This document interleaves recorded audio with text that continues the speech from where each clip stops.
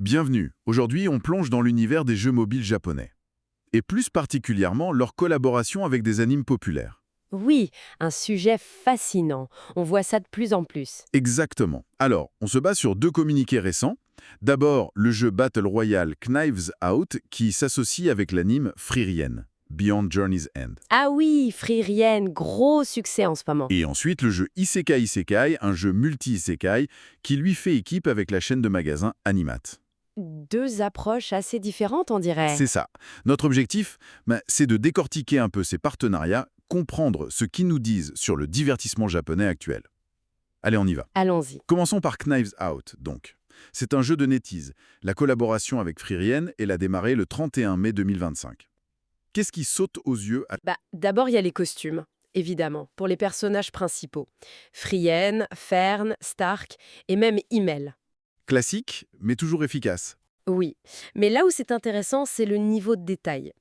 Le costume de Frieren, par exemple, il a carrément 5 niveaux d'évolution. Ah ouais, 5 niveaux. Oui. Avec au niveau 2, une expression comique, ses cheveux en rouleau, pour ceux qui connaissent l'anime. Ah, excellent. Le petit clin d'œil. Et au niveau 5, une animation spéciale, la magie du chant de fleurs. Ça montre qu'ils essayent vraiment de capturer l'essence du personnage, quoi. C'est pas juste un skin. Je vois, c'est plus poussé. J'ai lu aussi qu'il y avait un skin pour une arme, le fusil SACR-H. Oui, c'est ça. Et lui aussi évolue. Au niveau 7, il se transforme en bâton de Freyen. Carrément. Avec des effets de cercle magique et quand on élimine un ennemi, il se dissout en particules. C'est un détail, mais ça reflète bien sa puissance dans l'anime. Plutôt sympa comme intégration. Et il n'y a pas que les persos et les armes aussi. Non, non, il y a aussi des skins de véhicules. Une berline spéciale Dai Ryoshu, Frien, avec un bouclier magique et tout. Classe. Et surtout, une voiture capsule mimique. Ah, la fameuse mimique. Ça s'est parlé directement aux fans de Frieren. Exactement, c'est un gag récurrent super connu. C'est malin. Et comment ça se traduit dans le jeu lui-même, au-delà des cosmétiques? Eh bien, ce n'est pas juste de l'habillage. Ils ont créé des événements in-game. Une chasse au trésor sur une des cartes, Arashi no Ranto, où il faut faire attention aux mimiques, justement. D'accord, donc ça impacte le gameplay. Oui. Et aussi un mode Peninsula Daisaso, où il faut collecter des gardiens dorés. En plus, il y a les bonus de connexion quotidien, des récompenses si on invite des amis, une boutique d'échange spéciale avec des objets exclusifs comme un skin Dora, des émotes. Ok, donc une intégration vraiment profonde. Tout à fait. L'idée, c'est clairement de créer un événement complet, immersif, qui engage les joueurs au-delà de la simple vente d'objets. Une vraie expérience Frieren dans Knives Out. C'est une approche très centrée sur le contenu in-game. Intéressant. Passons maintenant à l'autre collaboration. Isekai Isekai avec Animate. Ça a commencé le 1er juin 2025. Là, on est sur autre chose, j'ai l'impression. Oui, complètement. Isekai, c'est un jeu de coop-PL qui permet de naviguer entre plusieurs univers d'anime Isekai, sur mobile et PC. Le concept est déjà différent, oui. Et leur partenariat avec Animate et Animate Times, c'est moins sur l'intégration d'éléments dans le jeu et plus sur la connexion des écosystèmes, en fait. C'est-à-dire, explique-nous un peu.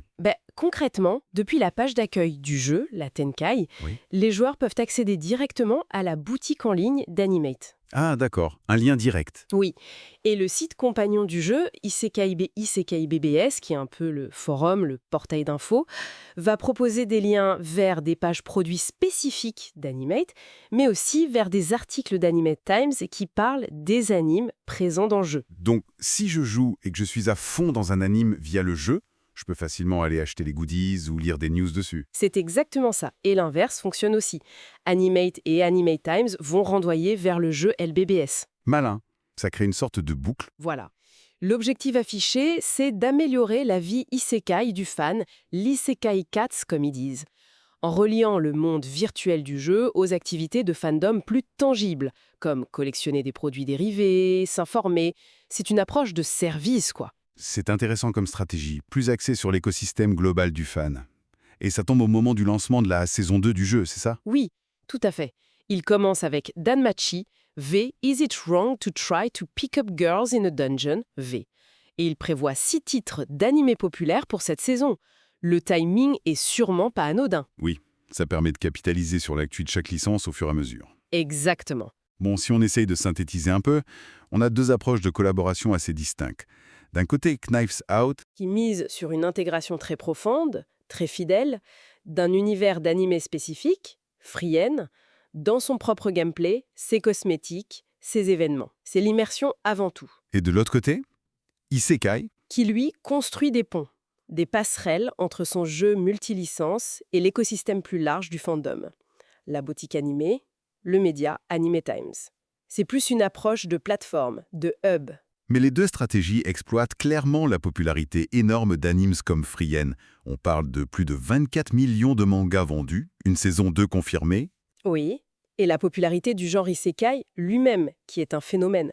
Ça montre bien comment les jeux mobiles au Japon sont devenus des acteurs centraux, des plateformes d'engagement pour les fans, soit en absorbant les licences, soit en s'y connectant de manière plus fonctionnelle. Alors, qu'est-ce qu'on peut retenir de tout ça, finalement?